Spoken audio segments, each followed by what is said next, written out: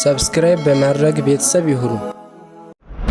ረሱል ዓለይሂ ሰላቱ ወሰላም በሐዲሳቸው ኢተቂላህ ሐይሱማ ኩንት፣ የትም ስፍራ ሆነህ ጌታ ያዘዘህን በመታዘዝ የከለከለህን በመከልከል አላህን ፍራ፣ ተጠንቀቅ።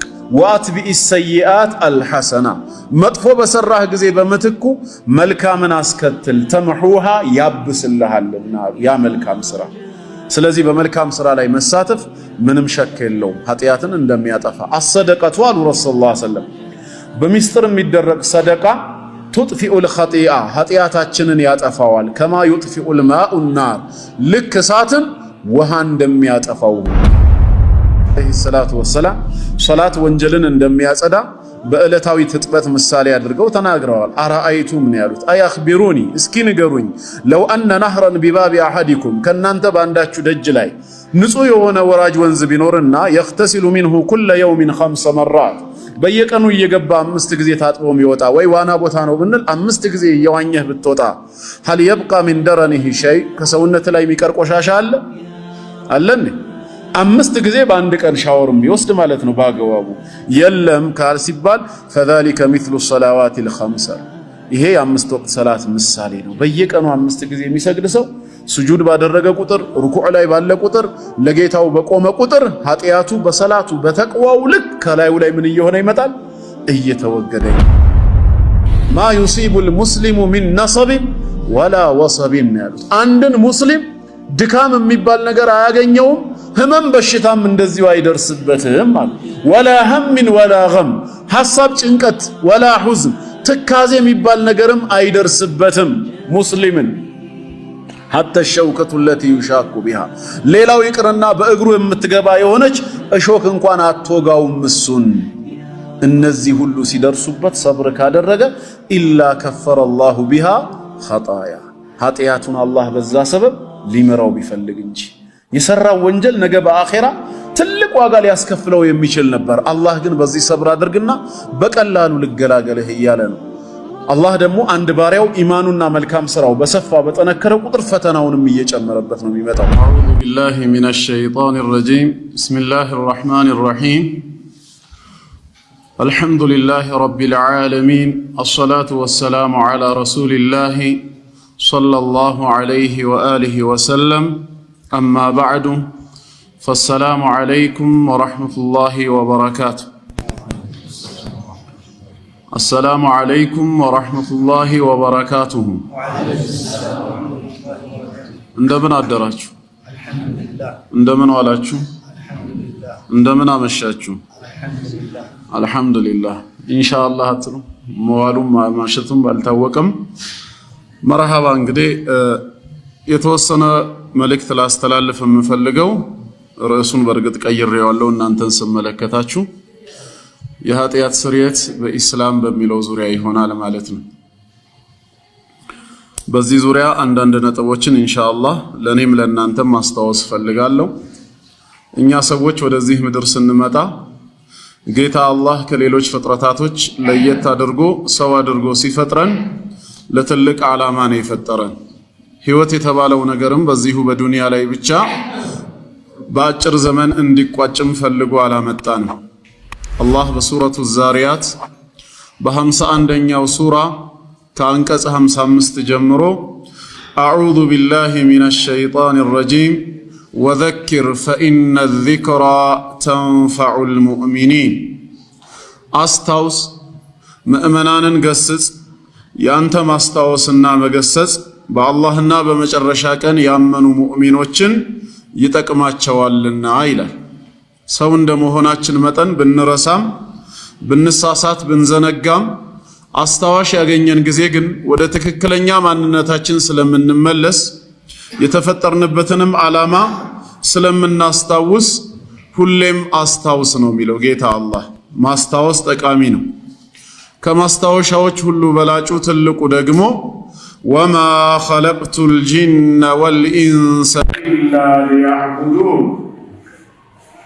ሰዎችንም ሆነ አጋንንትን እኔን በብቸኝነት ሊያመልኩ እኔን በብቸኝነት ሊገዙ እንጂ ለሌላ ዓላማ አልፈጠርኳቸውም ይላል። እኛ የተፈጠርነው ወደዚህ ምድር ሰው ሆነን የመጣነው ለዒባደቲላሂ ዐዘ ወጀል ጌታ አላህ አምላካችን ፈጣሪያችን መሆኑን አውቀን እሱን በብቸኝነት እንድናመልክ እሱን በብቸኝነት እንድንገዛው ለዚህ ዓላማ ተፈጥረናል። ከዛ ውጪ በህይወት እያለን ስለምንበላው ስለምንጠጣው ስለምንኖረው ኑሮ ስለምናገኘው ሰላም ግን እንድናስብበት እንድንጨነቅበት ጌታ አላህ ኃላፊነቱን በእኛ ላይ አልጣለም። እሱ ራሱ ነው የወሰደው። ሰው በህይወት መኖር ካለበት በህይወት ኑሮ ደግሞ አላህን መገዛት የሚገባው ከሆነ በህይወት ለመኖር ምን ያስፈልገዋል የሚለውን ነገር ሙሉ ዝግጅቱን አላህ አጠናቋል። ማ ኡሪዱ ሚንሁም ሚን ሪዝቅ ከናንተ እኔ ሲሳይን አልፈልግም። ወማ ኡሪዱ አን ዩጥዒሙን እኔንም ትመግቡኝ ዘንዳ አልሻም ይላል። እኔንም ትመግቡኝ ዘንዳ አልሻም። ኢነላሃ ሁወ ረዛቁ ዙል ቁወቲል መቲን አላህ ራሱ ሲሳይን ሰጪ የብርቱ ኃይል ባለቤት ነው። እኔው ራሴ ረዝቃችኋለሁ፣ የናንተ ድርሻ እኔን መገዛት ብቻ ነው የሚለው። ስለዚህ ለዒባዳ የተፈጠረ ሰው አላህን ማምለክ ከሱ ይጠበቃል ማለት ነው። ከዒባዳ ተግባራቶች አንዱ ሰዎች ነንና በምናጠፋ ጊዜ ወደ አላህ በተውበት መመለስ በኢስቲግፋር በመልካም ስራ መመለስ አንዱ ስለሆነ ኢንሻአላህ ዛሬ አላህ ፍቃዱ ከሆነ በዚህ የኃጢአት ስርየት ጉዳይ ላይ ኢስላም ምን እንደሚያስተምር የተወሰነ መልእክት አስተላልፋለሁ ማለት ነው። ከኔ ጋር ለመከታተል ዝግጁ ናችሁ? አላህ ይወፍቀን። እንግዲህ የኃጢአት ስርየት መንገዶቹ ወይም አንድ ሙስሊም ኃጢአቱ የሚሰረዝበት መንገድ ምንድነው የሚለውን አንድ ሁለት ብለን ከማየታችን በፊት ቅድሚያ ማ ማዕነል ኸጢአ ኃጢአት ማለት ምንድነው የሚለውንም በተወሰነ መልኩ ማየቱ መመልከቱ ጠቃሚ ነው። ምክንያቱም በኢስላም ላይ የሚነሱ አንዳንድ ብዥታዎች ስላሉ እነዛም ብዥታዎች ለመግፈፍ እኛ ስለ ኃጢአት ያለን ግንዛቤም ትክክለኛ መሆኑን ለማሳየት የኃጢአትን ፍቺ ማየት ያስፈልጋል። ብዙ ጊዜ ሙስሊም ያልሆኑ ወገኖች ከአደም አለይሂ ሰላም እኛ ሰዎች ኃጢአት እንደወረስን አድርገው ይናገራሉ። ሁላችንም በአደም አለይሂ ሰላም ሰበብ የዘላለም ሞት እንደተፈረደብን የኃጢአት ውርስ እንዳለብን ከዛ ኃጢአት ደግሞ የግድ ሊያድነን የሚችል ሌላ ኃይል እንደሚያስፈልግ ይናገራሉ። ራሳችን ለመዳን ጥረት እንዳናደርግ አንዴ በአደም ኃጢአት ምክንያት የዘላለም ሞት ተፈርዶብናል፣ ኃጢአተኞች ሆነናል። ስለዚህ የግድ ሌላ አካል ሊያድነን ያስፈልጋል የሚል እምነትን ይዘው ያንን እምነት ወደኛ ለማምጣት ይፈልጋሉ። የኛስ ምላሹ ምንድነው? የኃጢአት ውርስ የሚባል ነገር ከመነሻውም የለም። እንኳን ከእምነት ጋር አብሮ ሊሄድ የሚችል ይቅርና ከአቅል ጋር ራሱ አብሮ ሊታሰብ የሚችል ትክክለኛ አስተሳሰብ አይደለም። ኃጢአት በውርስ የሚተላለፍ ንብረት ሳይሆን በግለሰቦች ነፃ ፍቃድ አማካኝነት ህግን በመጣስ የሚተገበር ህገ ወጥነት ከአደም አለይሂ ሰላም ወደ ዘሮቹ በደም በኩል የሚተላለፍ ጄኔቲካል አይደለም። ይህንን ለመረዳት የሚፈልግ ሰው ካለ ቅድሚያ ማ ማዕነል ኸጢአ ኃጢአት ማለት ምንድነው የሚለውን መረዳቱ በራሱ ለጥያቄው ግልጽ ምላሽን እንዲያገኝ ይረዳዋል። ኃጢአት ማለት ሙኻለፈቱ አምሪላህ የጌታ አላህን ፍቃድ ጥሶ መገኘት ማለት። ፈጣሪ አምላካችን አላህ አንድን ነገር አድርጉ ብሎ አዞን ያን ያዘዘንን ነገር ማድረግና መፈጸም እየቻልን ሆን ብለን በቸልተኝነት ስንተወው ተግባራችን ምን ይሰኛል? ኃጢአት ተብሎ ይሰኛል። ወይም በተቃራኒው አንድን ነገር አትቅረቡ ብሎ ከልክሎን ያን የከለከለንን ነገር መተውና መጠንቀቅ እየቻልን ሆን ብለን ከተዳፈርነው ድርጊቱ ኃጢአት ተብሎ ይጠራል ማለት ነው። ስለዚህ በታዘዝነው ወይም በተከለከልነው ነገር ላይ ለመፈጸምም ሆነ ለመተው የሚያስችል ነፃ ፍቃድና አቅም ኖሮን ያንን ፍቃድና አቅም ተጠቅመን የታዘዝነውን የተውን የተከለከልነውን ነገር ደግሞ የተዳፈርን ጊዜ ነው ኃጢአት ላይ ወደቅን የሚባለው። ያ እንዲከሰት ደግሞ የግድ ሰው ምን ያስፈልገዋል? ነፃ ፍቃድ የሚባል ነገር ያስፈልገዋል። አድርግ ተብሎ ከጌታው የታዘዘውን ነገር ከፈለገ ለማድረግ ካልፈለገ ደግሞ ለመተው የሚያስችል፣ አታድርግ ተብሎ የተከለከለውን ነገር ከፈለገ ጌታውን ፈርቶ ሊጠነቀቅ ካልሆነም ሆን ብሎ ለመዳፈር የሚያስችል ነፃ ፍቃድ ሁርያ ያስፈልገዋል። ፍቃዱን ተጠቅሞ በሚሰራው ነገር ነው ስራው ኸይር ከሆነ ጽድቅ የሚሰኘው፣ ሸር ከሆነ ደግሞ ኃጢአት ተብሎ የሚጠራው ማለት ነው። በሚሰራው ስራ ላይ የራሱን ነፃ ምርጫ የሌለው የራሱ ውሳኔና ፍቃድ የሌለው አካል የሰራው ስራ ኸይርም ሸርም ተብሎ ሊጠራ አይችልም ማለት ነው። የግድ ግለሰቡ ወዶና ፈቅዶ ያደረገው መሆን አለበት። ምክንያቱም ነገ መስኡልያ ተጠያቂነት አለበት ማለት ነው። ይሄንን በደንብ ለመረዳት ሩቅ መሄድ ሳያስፈልገን የአደምና ሐዋ ቂሳ በራሱ አንድ ማስረጃ ነው። ጌታችን አላህ በጀነት ውስጥ እንዲኖሩ ሲፈቅድላቸው በሷም በፈለጉት ስፍራ ከሰፊው ተመገቡ ካላቸው በኋላ ወላ ተቅረባ ሃዚህ ሸጀራ ይህችን ዛፍ ግን እንዳትቀርቡ ብሎ ከለከላቸው። እምቢ ብላችሁ የቀረባችሁ ጊዜ ፈተኩና ሚነ ዛሊሚን ከበደለኞችም ትሆናላችሁ በማለት ጌታቸው መከራቸው ማለት ነው።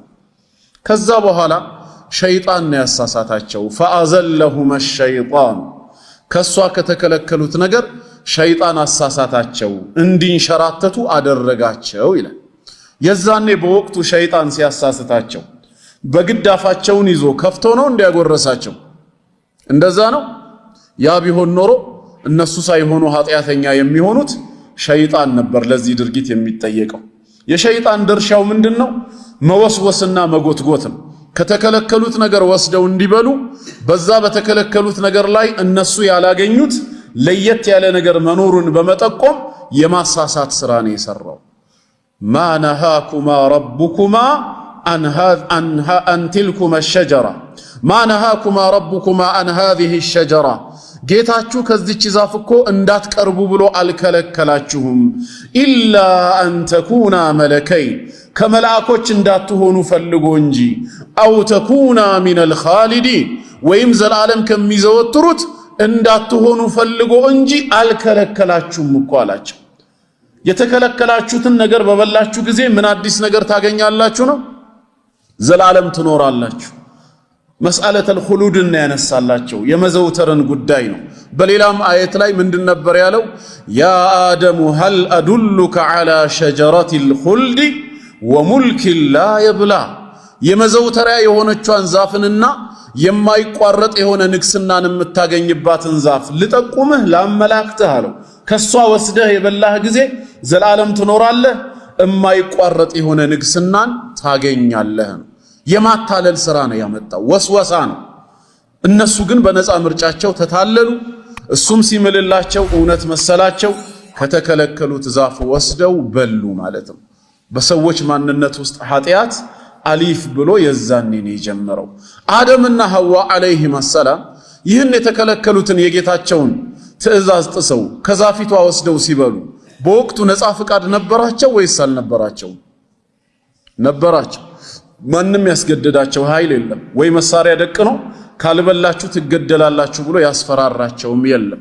በራሳቸው ነፃ ምርጫ ውስጣቸው በገባው የተራዘመ ምኞት ምክንያት ተታለሉ። ከተከለከሉት ዛፍ ወስደው በሉ፣ ኃጢአት ላይም ወደቁ። ፈዓሳ አደሙ ረበሁ ፈገዋ የጌታውን ትእዛዝ ጣሰ፣ ተሳሳተ በማለት ጌታችን አላህ ነገረን ማለት ነው። ስለዚህ ዛሬም እኛ ኃጢአት ላይ የምንወድቀው ልክ እንደ ወላጆቻችን አድርጉ ተብለን የታዘዝነውን ነገር ማድረግና መፈጸም እየቻለን በቸልተኝነት የተውነው ጊዜ አታድርጉ ተብለን የተከለከልነውንም ነገር ሆን ብለን መተውና መጠንቀቅ እየቻለን የተዳፈርነው ጊዜ ነው ድርጊቱ ኃጢአት የሚሰኘው። በዛ ነገር ላይ ነፃ ፍቃድ ነፃ ምርጫ ሊኖረን ይገባል። ከአደም አለይሂ ሰላም የምንወርሰው ከላይ ወደ ታች የሚተላለፍ ኃጢአት የሚባል ነገር ማዕናው ራሱ ትርጉም አልባ ነው። ምን ማለት ነው? እስቲ የአደም ኃጢአት ውርስ አለብኝ ብለህ ስትናገር ትርጉሙ ራሱ አደም አለይሂ ሰላም ይህንን ኃጢአት በፈጸመ ጊዜ አንተ ነበርክ በቦታው? ነበርክ እንዴ? አብረህስ በልተሃል? እንዲበሉስ ተባብረሃቸዋል?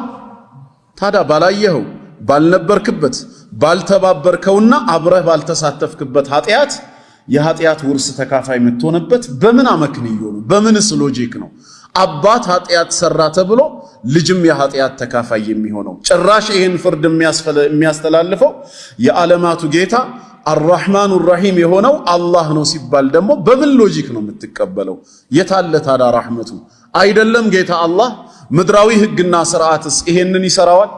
አንድ ሰው ወንጀል ሰርቶ ቢሰወር ከህግ አካላቶች ቢያመልጥ ያ ሰው በቁጥጥር ውስጥ እስኪገኝ ድረስ ብለው የወንጀለኛውን ወንድም ወይ ቤተሰብ ያስራሉ እንዴ?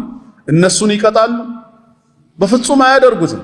ያ ወንጀለኛ የት እንደተደበቀ ካወቀ ጠቁሙ ለማለት መተው ከጠየቁ እንጂ በሱ ወንጀል ሰበብ ሌላው የሚያዝበት የሚቀጣበት ምክንያት የለም። አላህ ደግሞ ከሰው በላይ ፍጹም ፍትሃዊ አምላክ ነው። አላህ ደግሞ ከእናት በላይ ለባሪያዎቹ አርራህማኑ ራሂም እጅግ በጣም ሩህሩህ አዛኝ የሆነ አምላክ ነው። በዚህ ከተስማማን ይሄ አዛኝ ጌታ በምን ምክንያት ነው ሁለት ሰዎች ከብዙ ሺህ ዓመታት በፊት በጀነት ውስጥ በፈጸሙት ጥቃት ምክንያት የዘላለምን ሞት በዘሮቻቸው ላይ ፈረደ የምንለው? የዘላለም ሞት ማለት በእነዚህ ወገኖቻችን ገለጻ ጀሃነም እሳት ማለት ነው። ሞትና ጀሃነም በርግጥ የሚገናኙ አይደሉም። ጀሃነም ውስጥ ሞት የለም። ጀሃነም ውስጥ ህይወት የለም። ስቃይ ነው ያለው ሁልጊዜ።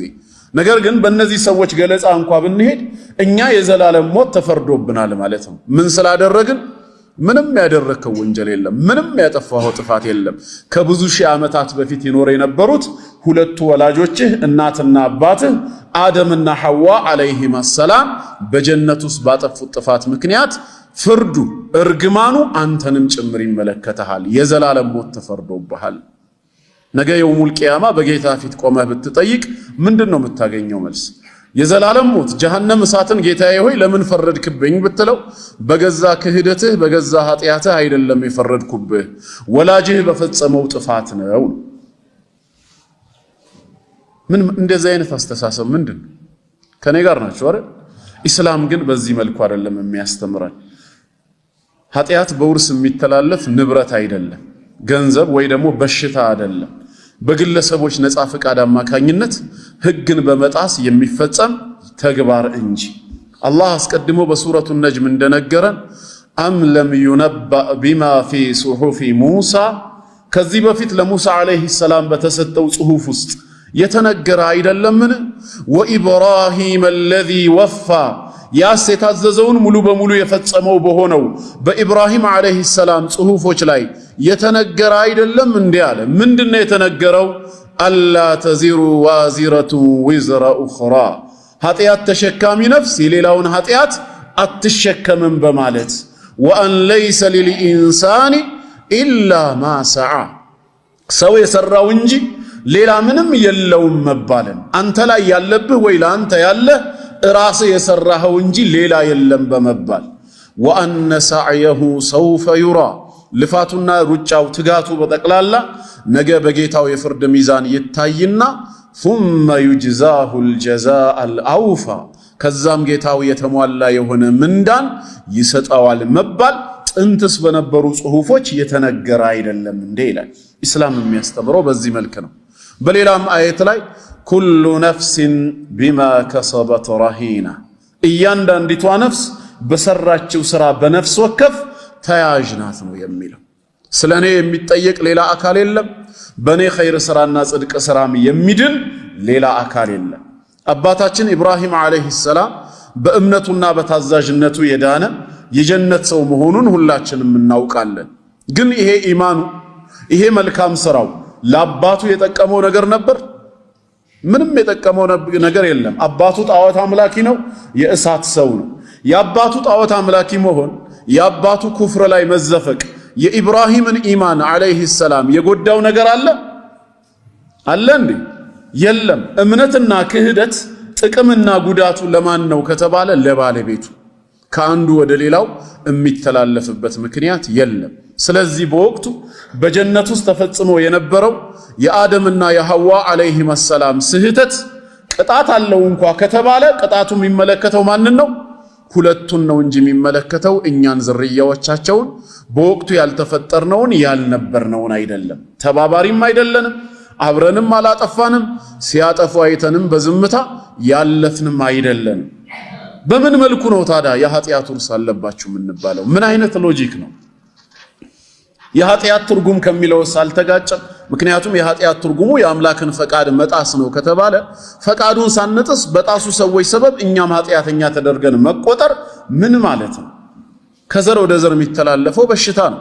አባት የአስም በሽተኛ ከሆነ ትዳር መስርቶ በወለደው ልጁ ወደ ልጁ ሊተላለፍ ይችላል በደሙ በኩል። ከዘር ወደ ዘር የሚተላለፈው ንብረት ነው። ኃጢአት ግን ግለሰቦች ጫንቃ ላይ ነው ያለው። እኔ የሰራሁት ኃጢአት የኔ ተደርጎ ይቆጠራል እንጂ የልጄ ተደርጎ አይቆጠርም። እኔ የሰራሁት ኸይር ስራ ነገ የውሙል ቂያማ በሚዛን ላይ የሚቀመጠው በኔው ሚዛን እንጂ በልጄ ሚዛን ላይ አይደለም። ከሌሎች ጋር በተገናኘ መልኩ ያለው ስርዓት እዚሁ ዱንያ ላይ ነው። ምድራዊ መርገምትና በረከት እንደሚባለው በእኛ ቤት ውስጥ በኔ መታዘዝ በኔ ኸይረኝነት ሰበብ ቤተሰቦቼ ሊረዘቁ ይችላሉ። በኔ ወንጀል በኔ ጥፋት ሰበብ ቤተሰቤ ውስጥ ችግር ሊከሰት ይችላል። ያ የዱንያ ጉዳይ ነው። አኼራ ላይ ግን እያንዳንዱ ሰው በነፍስ ወከፍ ነው የሚያዘው፣ በሰራው ስራ ነው የሚጠየቀው። በአደም አለይሂ ሰላም ዘላለም የሚፈረድብኝ ምንም ጥፋትም ሆነ ሞት ወይም ጀሃነም የለም። ተግባባናው። ስለዚህ ቅድሚያ ከዚህ ትርጓሜ ነው የምንነሳው። ታዲያ እንደዛ ከሆነ ይላሉ፣ ወደ ሌላው ርዕስ ከመሄዴ በፊት ጥያቄ ያነሳሉ። አደምና ሐዋ አለይሂም ሰላም በሰሩት ጥፋት ምክንያት አላህ ሌሎችን የማይቀጣ የዘላለም ሞት የማይፈርድ ከሆነ ለምንድነው ታዳኛ ልጆቻቸው እዚህ ምድር ላይ የኖር ነው? እነሱ ከጀነት ሲወጡ እኛ ጀነት ላይ ለምን ላይፉን አልቀጠልነውም የሚል ጥያቄ ይነሳል። ጥያቄው ሐቅ ተፈልጎበት ከሆነ ትክክለኛ ነው፣ መልስም ያስፈልገዋል። ነገር ግን መስመሩን የሳተ ስለሆነ መስመር መሳቱን ልንነግራቸው ይገባል። ይሄ ጥያቄ መነሳት ያለበት መቼ ነው ከተባለ እንዴት መስመር እንደሳተ እንድንነግራቸው ነው። እዛው ጀነት ውስጥ ተወልደን እዛው ጀነት ውስጥ ላይፍን አሊፍ ብለን ጀምረን ቢሆን ኖሮ ከሆነ ጊዜ በኋላ ሁለቱ ወላጆቻችን አትቅረቡ የተባሉትን ዛፍ ቀርበው ቢበሉ ኖሮ ሁለቱ ተነጥለው ያጠፋችሁት ውጡ ከጀነት፣ ልጆቻቸው ግን ከነሱ ጋር ምንም አይነት ግንኙነት ስለሌላችሁ በዛው ቀጥሉ ይባላል። ይህን ጥያቄ ግን አሁን እንዳናነሳ እኛ ራሱ መወለድ የጀመርነው አደምና ሐዋ አለይሂም ሰላም ከጀነት ከወጡ ምድር ላይ ህይወትን አሊፍ ብለው ከጀመሩ በኋላ። ስለዚህ ምን ማለት ነው? እኛ ለምን አልተመለስንም የሚባለው? መጀመሪያውስ መች ውስጡ ገባንና ላይፍን አሊፍ ብለን ጀመርን? ገባችሁ ወንድሞች? በምሳሌ ለማስረዳት ያክል አንድ ባልና ሚስት ሰፊ ግዛት ያለው አንድ የግል መኖሪያ ቤት አላቸው። ነገር ግን ባልየው በጣም ቁማርተኛ ከመሆኑ የተነሳ ገንዘቡን ሁሉ አስይዞ ይበላና መጨረሻ ቤቱን ያስይዛል በቁማር ጨዋታ። በዛ የቁማር ጨዋታ እሱም ቤቱን ይበላና ያንን ሰፊ ቤቱን የተንጣለለ መኖሪያውን አስረክቦ በቤት ክራይ ውስጥ መኖር ይጀምራል። ከዛ በኋላ ሚስትየው ታረግዝና ልጅ ይወለዳል። ልጆቹ ሲያድጉ የአባታቸውን ወሬ ሲሰሙ ከዚህ በፊት ሰፊ መኖሪያ ግቢ ያለው መኖሪያ ቤት እንዳለው ሲያውቁ በምን ምክንያትም እንደዚሁ ያን ቤት እንደለቀቀ ሲረዱ ታዲያ ከኛ ጋር ምን ያገናኘዋል? ጥፋቱን ያጠፋው አባታችን ነው፣ ከዛ ቤት መውጣት ካለበት እሱ ነው፣ እኛ ቤቱ ወደኛ ይመለስልን ብለው ጥያቄ ያቀርባሉ። ጥያቄያቸው ተገቢነት አለው ወይስ የለውም? የለውም። ምክንያቱም በዛ ቤት ውስጥ አልተወለዱም፣ አልኖሩም። እነሱ የተፈጠሩት በኪራይ ቤት ውስጥ እያሉ ነው። ይሄን ጥያቄ ማንሳት የሚችሉት መቼ ነበር? እዛው ቤት ውስጥ እያሉ ተወልደው አድገው ቢሆን ኖሮና ባልየው ቤቱን በቁማር አስይዞ ተጫውቶ ቢበላ እኛ ቤታችንን አንሰጥም፣ ቁማሩን አልተጫወትንም፣ የተጫወትከው አንተ ነህ፣ ከፈለክም ሰርተ ካልሆነም ሂደህ ሰርቀህ ክፈል፣ የራስ ጉዳይ ማለት ይችላሉ። በቤቱ ላይ ምን ስላላቸው? ድርሻ ስላላቸው። አባት በተጫወተው ቁማር እኛም አብረን ቤቱን የምንለቅበት ምክንያት የለም፣ የኛም ጭምር ነው ቢሉ መብት አላቸውና። ታዲያ አደምና ሐዋ ባጠፉት ጥፋት ጌታ አላህ ዘሮቹን አይቀጣም የምትሉ ከሆነ ለምንኛ አልተመለስን ብለን ቢሉ ሰዎች ባጭሩ የሚሰጣቸው ምላሽ እዛ ነበር ነው። የመጀመሪያ አልነበርንም። እኛ የተወለድነው ወደዚህ ምድር ላይ ከመጡ በኋላ ነው። ስለዚህ ጥያቄው አግባብነት የለውም እና አሁንም ወደ ዋናው ስንመለስ ጌታ አላህ አንዱ በሰራው ወንጀል ነገ የውሙል ቂያማ ሌላው ላይ የሚፈርድ፣ አንዱ በሰራው ኸይር ስራ ሌላውን ለጀነት የሚዳርግ ነው የሚል እምነት የለንም። እያንዳንዲቷ ነፍስ በሰራችው የምትያዝ ነች። ኃጢአት ማለት ሙኻለፈቱ አምሪላሂ ዐዘ ወጀል፣ የጌታ አላህን ትእዛዝ በራስ ፍቃድ ጥሶ መገኘት ነው። ይህንን ነጥብ ካነሳሁኝ ወደ ሁለተኛው ነጥብ ስንገባ ሌላውን እናነሳው የሚገባው ሁለተኛው ነጥብ ደግሞ ሁላችንም ኃጢአተኞች መሆናችንን ማመን አለብን። ይብዛም ይነስም አይነቱ ይለያይም ሰው ሆኖ ጥፋት ላይ ያልወደቀ የለም። ሁላችንም ኃጢአተኛ ነን። ሁላችንም ኃጢአተኛ ነን ስንል አሁንም እንዳንሳሳት ከአደም አለይሂ ሰላም የወረስነው ኑሮ ሳይሆን የግብር ኃጢአት ህግን በመተላለፍ ራሳችን የወደቅንበት ማለት እንጂ ከላይ ወደ ታች የተላለፈ አይደለም። ምክንያቱም ማንም ሰው ሲወለድ ከኃጢአት የነጻ ንጹህ ሆኖ ይወለዳል ተብሎ ስለተነገረን የወረስነው ኃጢአት የለም የሰራ ነው እንጂ ብለን እናምናለን። ትክክለኛ ሐጅን የፈጸመ ሙስሊም ከሐጅ ተግባሩ ሲመለስ ከኃጢአት የጸዳ ሆኖ እንደሚመለስ ረሱል አለይሂ ሰላቱ ወሰላም በምን ምሳሌ ነው የነገሩን? ከየውመ ወለደትሁ ኡሙሁ ነው ያሉት። ልክ እናቱን እንደወለደችው ቀን ይሆናል አሉ። የተወለደ ሰው በተወለደበት ቀን ምን የለበትም? ኃጢአት የለበትም። በሌላ ሐዲስም ሩፊዐል ቀለሙ ዐን ሰላሲ ቀለም ከሶስት ሰዎች ላይ ተነስቷል። አንዱ ማን ነው? ዐኒ ሰቢይ ሐታ የሕተሊም ሕፃን የሆነ ሰው ለአካለ መጠን እስኪደርስ ድረስ ንጹህ ነውና ማለት ነው። ስለዚህ ሁላችንም ኃጢአተኛ ነን ብለን ስናምን በውርስ የተቀበልነው ማለት ሳይሆን በግብር በተግባራችን ወይ አድርጎ የተባልነውን ዋጅብ ችላ በማለት ወይ አታድርጎ የተባልነውን ሐራም በመዳፈር የፈጸምነው እንዳለ ልናምን ይገባል። ይሄ መሆኑን ጌታ አላህ ራሱ ነግሮናል።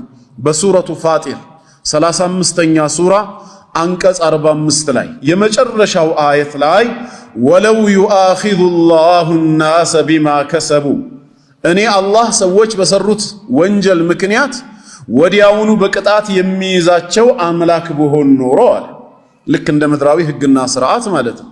ህግን ስንተላለፍ የህግ አካላት ካዩን ወዲያው ይዘው በቁጥጥር ስር አውለው ፍርድ ቤት እንደሚያቀርቡን በ24 ሰዓት በ48 ሰዓት ፋይል እንደሚከፈትብን ልክ እንደዛው አላህ ከኛ ጋር ሙዓመላ ቢያደርግ ኖሮ ምን ይከሰት ነበር? ወንጀል በሰራን ሰዓት ወዲያውኑ ተመጣጣኝ ቅጣትን ቢያወርድ ማ ተረከ ዐላ ظهرها ሚን ዳባ የመሬት ወለል ላይ ተንቀሳቃሽ የሆነን አንድንም አይተውም ነበር ነው ያለው። ሁላችሁንም አጠፋችሁ ነበር ነው ያለው። ይሄ ማለት ሁላችንም ምንድነን ማለት ነው? ኃጢአተኞች ነን ማለት ነው። ይብዛም ይነስም አይነቱና መጠኑ ያንዱ ከሌላው ቢለያይም ሰው ሁሉ ጥፋት ላይ እንደወደቀ ነው የሚነግረን። ነቢያችን አለይሂ ሰላቱ ወሰላም ኩሉ በኒ አደም ኸጣ የአደም ልጆች በጠቅላላ ሲበዛ ተሳሳች ናቸው። ወኸይሩል ኸጣኢን አተዋቡን ከተሳሳቾች ሁሉ በላጮቹ ግን በተውበት የሚመለሱ ናቸው ብለው ጥፋት ላይ እንደወደቅን ነግረውናል። እኛም አምነን መቀበል አለብን። ሆን ብለን ፈቅደን ኃጢአት ላይ ስለወደቅን እዚህም ላይ ወገኖቻችን ከኛ የተለየ አቋም አላቸው። ሰው ኃጢአት ላይ የወደቀው ኃጢአትን አለመስራት ስለማይችል ነው ይላሉ። በብዙ ውይይቶች የገጠመኝ ነው። ሰው ኃጢአትን አልስራ ካለ አለመስራት ይችላል ወይስ አይችልም ብትሏቸው በፍጹም አይችልም ነው የሚሉት። አይችልም። በቃ አንዴ የወደቀው የአደም ዘር ሆኗል። መሰረቱ ስለተበላሸ ስሩ ስለተበከለ ቅርንጫፉ ሁሉ ተበክሏል። አለመስራትን አይችልም ይላሉ።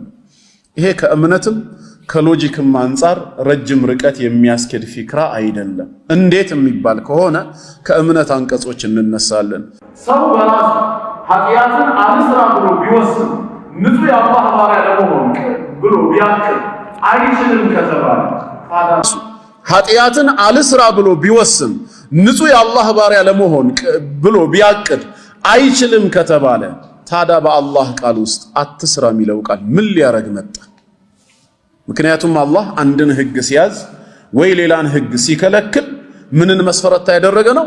አቅምና ችሎታን መስፈርት ያደረገ ነው። ላ ዩከሊፉ ላሁ ነፍሰን ኢላ ውስዓሃ አላህ አንዲትን ነፍስ ያቅሟን እንጂ ከአቅሟ በላይ አያስገድዳትም ነው። የሰጣትን እንጂ አይጠይቃትም ነው።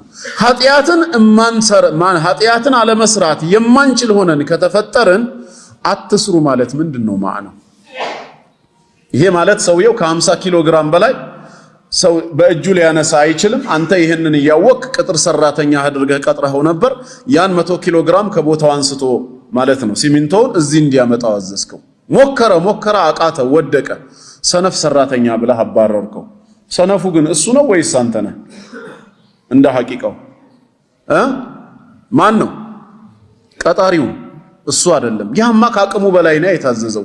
መጀመሪያ አንተ ሰራተኛ ስትቀጥር የምታዘው ነገር ሁሉ በአቅሙ ልክ ሊሆን ይችላል። ጌታ አላህ እኛን ሲፈጥረን ችሎታችንን ያውቀዋል ከምን እስከ ምን እንደሆነ። ስለዚህ ህግን ሲያወጣ ሲደነግግ በአቅማችን ልክ ነው የሚያዘን። ይሄንን ከተስማማንበት ኃጢአትን አለመስራት የማንችል ከሆነ ወደድንም ጠላንም እዛ ኃጢአት ላይ ምንወድቅ ከሆነ አትስሩ ብሎ መከልከሉ ምንድነው ትርጉሙ ታዲያ? ፋይዳው እሺ ብለህ ትእዛዙን ተቀብለህ ላለመስራት ብትወስንም አትችልም ተብሏል። ካልቻልክ አትስራ ማለቱ ማዕናው ምንድነው? ትርጉም አልባ ነው የሚሆነው። ሁለተኛስ የሎጂኩ ጥያቄ በሰራኸው ኃጢአትስ ለምን ተጠያቂ ትሆናለህ? ለምን ሰራህ ተብለህ ትጠየቃለህ ካለ የሰራኸውማ አለመስራትን ስለማትችል ነው። አለመስራትን እየቻልክ መተውን እየቻልክ ሆን ብለህ ብትዳፈርማ ኖሮ ለምን ተዳፈርክ ተብለህ ልትጠየቅ ነበር በጌታ ፊት። አሁን ግን ኃጢአት ላይ የወደቅከው ምንድነው? አለመስራትን መጀመሪያ የማትችል ስለሆነ መስራቱ ግድ ሆኗል ማለት ነው። ከአቅም በላይ ሆኖ ግድ ሆኖ በሰራኸው ነገር በወንጀለኝነት ትከሰሳለህ? አይ ከአቅም በላይ ግድ ሆኖ በሰራኸው ነገር አትከሰስም ከተባለ ደግሞ የትኛው ኃጢአት ነው ታዲያ እኔን የሚያስከስሰኝ? ኃጢአትን አለመስራት አትችልም ተብያለሁ። ይሄ ደግሞ ከእስልምና ማስተምሮ ይጋጫል። ጌታችን አላህ ሱረቱል ማኢዳ ቁጥር 3 ጀምራችሁ ብትመለከቱት በእኛ ላይ ሐራም ያደረጋቸውን ነገሮች ይዘረዝርና እንዳንቀርባቸው መጨረሻ ላይ ግን ምንድነው ያለው? ፈመን ጡረ እነዚህን ተግባራት ኃጢአት የተሰኙትን ለመስራት የተገደደ ሰው ግን ይላል ፊ መኽመሰቲን አይ ፊ መጃዓቲን ሸዲዳ ብርቱ የሆነ ረሃብ ገጥሞት ገይረ ሙተጃኒፊን ሊኢስሚን ወደ ወንጀል ያላዘነበለ ሆኖ ለመስራት የተገደደ ሰው ግን ካለ ያድርገው ፈኢነላህ ገፉሩር ረሂም አላህ ይቅር ባይ አዛኝ ነው ይላል። ለምሳሌ አንተ የአላህ ስም ሳይወሳበት በራሱ ጊዜ የሞተ በክትን መብላት ክልክል ነው። ኢነማ ሐረመ ዐለይኩም ብሎ አላህ አልመይተተ የሞተን ነገር እርም አድርጎብናል። ኸምርንም መጠጣት እንደዚሁ ክልክል ሆኗል። ፊልድ ወጣህ አንተ መሃል በረሃ ላይ ደረስክ። ውሃ ጥምና ረሃብ ይዞሃል። ልትሞት ተቃርበሃል። ያሰብከው ከተማ ለመድረስ ገና ብዙ ኪሎ ሜትር ይቀርሃል። ከፊት ለፊት የሞተ እንስሳ በክት አገኘ የአላህ ስም ሳይወሳበት። ረሃቤን ያስታግስልኛል ብለህ የተወሰነ ልትበላ ስትል የአላህ ስም ያልተወሳበት እርድ ነው። በጠርሙስም ፈሳሽ ነገር አግኝተህ እንደው ቢያንስ ይታደገኛል ጥሜን ይቆርጥልኛል ብለህ ልትጠጣው ስትከፍተው ኸምር ሆኖ አገኘኸው። ምን ታደርጋለህ ነው በዚህ ሰዓት?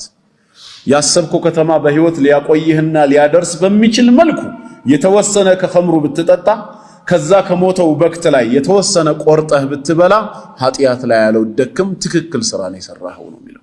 ታዲያ መቼ ነው ኃጢአት የሚባለው ሲባል እዚህ ጋር መሐመድ ሬስቶራንት ገብተህ ሐላል የሆነ ክትፎና ጥብስ ማዘዝ እየቻልክ ከበደ ሬስቶራንት በግራ በኩል ገብተህ አሳማና የመሰለውን ስታዝ ነው ኃጢአት ላይ የወደቅከው። ለምን ምርጫህን ከሐላል ወደ ምን ተጠቀምክበት? ወደ ሐራም ፈቅደህ ነው የሚያስገድድ ሁኔታ ሳይኖር።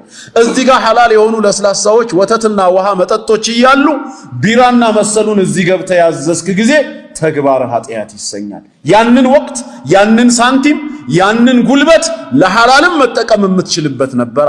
ኢብቲላእ ነው። በተሰጠህ በዛ ነፃ ምርጫ ወደ ሐራሙ ስላዘነበልክ ነው የምትጠየቀው። ይሄ ፊልድ የወጣው ሰውዬ ግን ህይወቱን ከማትረፍ ውጪ ምንም አማራጭ የለውም። ከጎኑ ሌላ ሐላል ምግብ ሐላል መጠጥ የለም። እሱም እስክጠግብ ድረስ ሳይሆን ያለው ያሰብኩት ከተማ በህይወት እስኪያቆየኝ እዛ ሐላሉን እስካገኝ ድረስ ብሎ ጥሙን በሚቆርጥለት ረሃቡን በሚያስታግስለት ልክ ብቻ ነው የበላው። ፈኢነላህ ገፉሩር ረሂም ከምርጫ ጋር ነው የኃጢአት ትርጉሙ ማለት ነው። ከምትችለው ጋር ነው። አማር ኢብኑ ያሲር ሙሽሪኮች ይዘውት ጣዖታቸውን በመልካም እንዲያነሳ ረሱል አለይሂ ሰላቱ ወሰላምን በመጥፎ እንዲዘክር አስገደዱት። ፍቃደኛ አልሆነም። ዱላው ግን እየበረታበት ሲመጣ መጨረሻ ህይወቱን ለማትረፍ ሲል ፍቃዳቸውን ፈጸመላቸው። እየሮጠ ወደ አላህ መልእክተኛ መጣ። እሳቸውም እንደዚሁ ነገሩት። ውስጡ ምን እንደነበር ጠይቀውት ፈኢን ዓዱ ፈዑድ ድጋሚ ይዘው ያንኑ ካረጉ ተመለሰላቸው ውስጥህ እስካላመንበት ድረስ አሉት። ጌታ አላህም አንቀጹን አወረደው። ልቡን ለክህደት ያሰፋ ሰው የአላህ ቁጣ በሱ ላይ እንደሚሆን ተናገረና ኢላ መን ኡክሪህ የኩፍር ንግግር እንዲናገር የተገደደ ሰው ብቻ ሲቀር እሱ እዚህ ውስጥ አይካተትም። ግን ምን ከመሆኑ ጋር ወቀልቡሁ ሙጥመኢኑን ቢልኢማን ልቡ በኢማን የተረጋጋ ሆኖ ሳለ ይላል። በምላስ ያልፈቀደውን ሰው ሊናገር ይችላል። የተገደደ ጊዜ ብቻ አይደለም፣ በደስታ ጊዜ፣ በቁጣ ጊዜ ከራሱ አውት ኦፍ ኮንትሮል የማይሆን ነገር ሊናገር ይችላል። ግን አይያዝም። ሰውየው በዛች በረሃ ላይ ግመሉን ይዞ እየተጓዘ ፈንፈለተት ሚንሁ አመለጠችው ከሱ ወዐለይሃ ጠዓሙሁ ወሸራቡሁ ሚበላው ምግብና ሚጠጣው መጠጥ ላዩ ላይ ነበር። እሱንም ጭምር ሪዝቁንም ነው ይዛውበት ሄደችው። በረሃ ነው፣ የሚመልስለት ሰው የለም። ፈአይሰ ሚንሃ ከሷ ተስፋ ቆረጠ። ፈአታ ሸጀረተን ፈጠጀዐ ፊ ዚልሃ ወደ አንዲት ዛፍ መጣና በጥላዋ ስር ተጋደመ። ወቀድ አይሰ ሚን ራሒለቲህ በእርግጥም ከመጋለቢያው ከግመሉ ተስፋ ቆርጦ ነበር። ፈበይነማ ሁወ ከዛሊክ ሰውየው በዚህ መሃል እያለ ኢዝ ሁወ ቢሃ ቃኢመተን ዒንደህ ሲነቃ አጠገቡ ቆማ አገኛት። አላህ መለሰለት ግመሉን። ፈአኸዘ ቢኺጣሚሃ ወዲያውኑ ልጓሟን ይይዝና ወቃለ ሚን ሽደቲል ፈረሕ ከደስታ ብዛት የተነሳ ምን አለ? አላሁመ አንተ ዓብዲ ወአና ረቡክ አላህ ሆይ አንተ ባሪያዬ ነህ እኔ ጌታህ ነኝ አለ። የዚህ ሰውዬ ንግግር በሸርዕ ሚዛን ቢታይ ኩፍር ነው አይደለም? ኩፍር ነው። ጌታውን ባሪያ አድርጓል፣ ራሱን በጌታው ላይ ደግሞ ጌታ አድርጎ ሹሟል። ለምን አልከፈረም ታዲያ? አኽጠአ ሚን ሽደቲል ፈረሕ አሉ መልእክተኛው፣ ከደስታ ብዛት የተነሳ ተሳስቷል አሉ። አላህ በባሮቹ ተውበት ለላሁ አሸዱ ፈረሐን ቢተውበት ዓብዲሂ ብለው ይሄን ሲነግሩን ማለት ነው። ስለዚህ በኢስላም ነገ የሚያስጠይቅህ ምንድነው? ራስህ ፈቅደህ በአቅምህ ስር የሆነውን ነገር